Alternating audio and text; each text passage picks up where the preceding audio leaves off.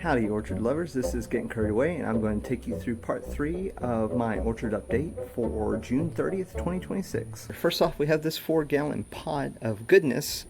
These are all CosmicCrisp open pollinated seeds in here. I'm thinking only 4 of them are actually going to grow. I left them in the fridge for way too long, and so, you know, whatever. And you know, a lot of people say you can't get good fruit from store-bought apple seeds that you germinate yourself, and that's just incorrect. You might get some bad fruit. There's a possibility, but there's a large likelihood that you'll at least get edible and potentially good fruit. What they're talking about is out of 1,000, you only get 1 or 2 that could be commercially viable. And so, yeah, I'm not looking for commercial viability here. I'm not going to be planting an orchard of that size in a half-acre backyard. Okay, we are now in the backyard. Just give a quick update on this failure of a project mostly. So I tried to start a bunch of watermelons and pumpkins over in here, and they just could not push through the layer under the USPS board that I have here. I guess it was too anaerobic for them. And so, yeah, I don't have any watermelons. But we were able to get a good bit of growth on a couple pumpkins here. These are the Halloween type gourds that you can get out of here. So is that one there. So is that one there. The other one over here is this is a giant pumpkin. Of course, I don't know if we'll ever actually get any pumpkins out of them. I'm not really watering them. I'm not wasting water on them. I don't care if we do, because I got a couple giant pumpkins over here that are doing their own thing right now already, that I just kind of threw in a pile, and they grew much better than those. So over here we have sunflowers, giant sunflowers that likely aren't going to be as giant as they could be because, like I said, they having to deal with poor soil conditions underneath this. And then here is the sunflowers that have like a ton of sunflower heads on them, all with black seeds. Really pretty sunflowers. So I get out here after this video and water these. We have one giant pumpkin there. We have potentially a Halloween carving pumpkin there. There's another pumpkin of the giant variety there. This is my biggest pumpkin here, and then over here is my biggest pumpkin of the carving variety. Right now you see it's starting to grow really big. So yeah, we'll see. So what I have here, most of these, the taller ones, are Golden Delicious open pollinated trees here. Not much to talk about on them. I'm probably going to be keeping only the one that is growing the tallest and the strongest, which is that one right there most likely. But we'll see. I have backups in case something happens to that one. This little sad thing down here is cross from Skill Cold, Carrie Pippin crossed with Women's Pride. It got eat up by a ton of bugs, and then yeah, so I don't know if it's going to make it or not. It might not grow anymore this year, and then go again next year and start growing better then, but it's not putting out any more new leaves after it got taken out by that, even though it's getting watered nicely. Here, this is Red Flush Open Pollinated. It's my biggest one that I've grown from seed. These 3 right here are Wixen crossed with Musketeer. They're doing really well. That's aphid damage up there from that one. This is another Red Flush Open Pollinated. And then these 2 right here are Gold Rush crossed with Dutch Master. This one's doing much better than this one down here, but this one was a late seed that sprouted. This is Pink Lady, open pollinated here. I'm very sad. This was a Wixen crossed with a chestnut crab, but it died. These are more CosmicCrisp open pollinated. This is my only Women's Pride crossed with Bite Me. And then these are two, even though there's a tag, it was going to be a red flesh open pollinate, but I just threw some Pink Lady open pollinated in there. And like I said, I did get a drip system from Drip Depot. Let me go over here real quick, and I'm going to go here. I'm going to press the button here, press it again. I'm going to re-water these for 15 minutes. So hopefully that will help those, and I can kind of show you some of it in action. So these are 7.5 gallon an hour sprayers. I got 9 of them here, and so I spray it for 15 minutes like I said, and then that very nicely waters these plants here. I think this is the only one that doesn't really get great watering. So I can't really take you in as close as I'd like to because of that going on, but I need to water those before it gets too hot.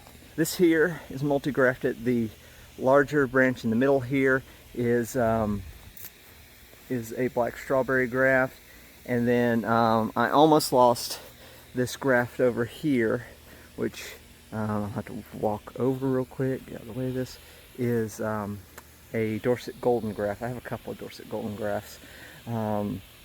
So the black strawberry and Dorsett golden, I said I was going to talk about my first video I made. So I tied it on too tightly. The leaves on the Dorsett golden on the end started to look very sad and scorch and basically turn into paper. And then I came out, I cut the graft tape that I had on it, and basically all the nutrients and everything were getting stopped at the top coming down from the leaves. So there was a big growth on the top of the graft union, but the actual union itself hadn't grown any. It was still the same size as when I had grafted it. And so that tiny union that had just a tiny bit of callus tissue in between it was supporting a huge bunch of growth on both of those. And so I had to come through, cut them back, and let them regrow. And as soon as I took that grafting tape off, all that energy went straight down to that graft union, and now the graft union is as big as everything else. It's nice and solid, it looks great. So very happy with how that turned out. The back over there's a grown from seed tree that won't take any grafts for whatever reason, and it has a pretty bad canker at the bottom of it. I don't know if you can see it from here. Yeah, there's on there, so there's pretty bad canker there. So I don't know if it'll make it or not, but I'm letting it grow out this year, and then we'll try again next year with some grafts on it. Beside it here is a red Fuji. Then we have a pilot apple, Sweet 16, Bite Me. We have Katherine there in the background that's finally starting to grow again. It put out one small flush of growth and then didn't grow again after that this year until now. Now it's finally growing again, probably because it's getting watered consistently. This is a grown from seed apple that I thought almost died last year, but I put it in and it's put on a lot of growth. I'm happy with it. Then we have another Sweet 16 right here, and in the background those two trees right there that you see right in here are both Hawaii apples. And then this huge one here is my winter banana apple, and I got to do some really large summer pruning on it to kind of get it how I want it, and then do some thinning cuts because there's a lot of branches that are off at weird angles that have just started growing here as it put out its second flush. In the background there is Clarion. I did a quick prune on it because it looked horrible. There's really bad all over the place growth on it, and so I just pruned it back, even though it's early for it. I just want to see if it would put out some fruit buds next year. See, this is one of the rootstock suckers. that I tried grafting Sierra Beauty on. It took for a bit, but it died. This is another one that was a rootstock sucker. This was a rootstock sucker, but it has a Tropic sweet on it. Another rootstock sucker. This is a rootstock sucker, and it has red Fuji on it. These three right here were, so this one, that one, that one were grown from seed that I'm letting them grow out this year. And then I'll decide what I want to do with them later. Another grown from seed there. That there, yeah, so another grown from seed. That there is Williams Pride.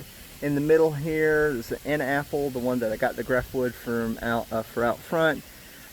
Two grown from seeds right here. And then right there we have another Dorsett golden tree, and then that is a HoneyCrisp tree right there that's growing.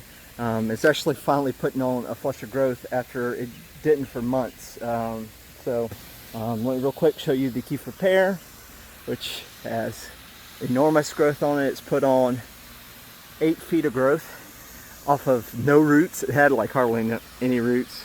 So it's put off 8 feet of growth on the main trunk, and then a couple of branches that are 5-6 feet long as well. And then over here we have my multi-grafted pear tree. So we have a couple Warrens, a couple of CosmicCrisp, and a couple of, oh yeah, pineapple. So the other is pineapple. And it's got some Flemish beauty grafts and a couple D'Anjou grafts on here that are the main trunks of the tree. And then I normally have been getting those little suckers out in the middle there. I just hadn't gone through. I was letting them all grow into a whip. I should be in there picking out those branches, but I just haven't. What I am going to do here in the winter time, I've already started. You see the concrete blocks here. I got to buy a lot more of them. But I'm going to essentially, from the halfway point on this, which is around 13 blocks in, I'm going to dig out and extend this 8 feet over. So all this will be gone. I'll be taking this up, and then take this all the way out over here, and to about right here, I think. And so what that'll do is this area right here, right in this area, we'll get about 2 hours more sunlight than the farthest end down there on that raised bed. And so this area here will get around almost 11-12 hours of sunlight during the summer, compared to like 8 or 9 hours of sunlight over there. And then, but right now they're getting 8 to 9 hours down at that end to around 10 hours on this end here. And then as we get closer to fall, the hours of light will fall, and they'll probably be getting more like 6 down there and 7 or 8 here. The main problem is all these trees in my neighbor's yard is blocking the afternoon sun, which is kind of good. It helps from getting sunburn on these trees. But also we have another tree right here, or couple trees over here in my other neighbor's yard that block the sunlight as well when the sun's lower down. But starting in about a month or so through the rest of the year until around middle of April or May, this will basically come over from about 10 to 12 o'clock and shade out this portion. So this section down here, however, it doesn't shade out. And so that's why I want to extend it out and over a little bit. And so we'll be getting a lot more sunlight. And so I'm hoping, I mean, I haven't, these are still all in young, grown from seed or rootstock sucker grass. So they're only a couple years old. This is 2 years old.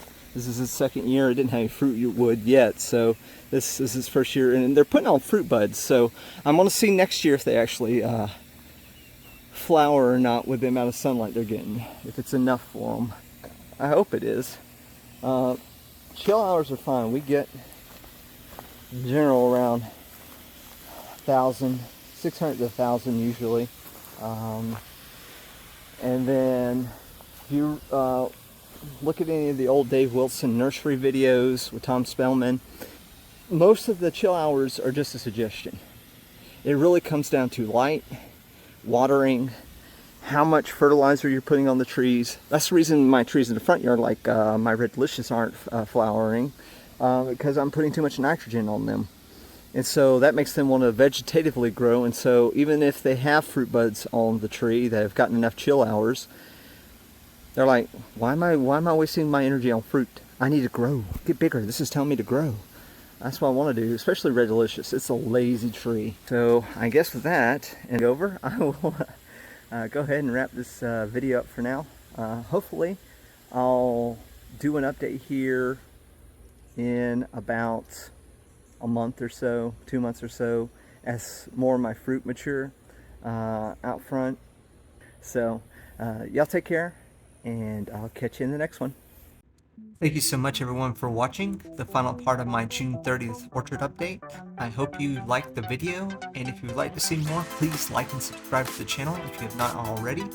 And hit that bell icon to get notifications when I upload new videos. Your support is greatly appreciated. I hope to have another video out sometime at the end of July or August. Until then, I will see you on the flip side. Getting carried away, out.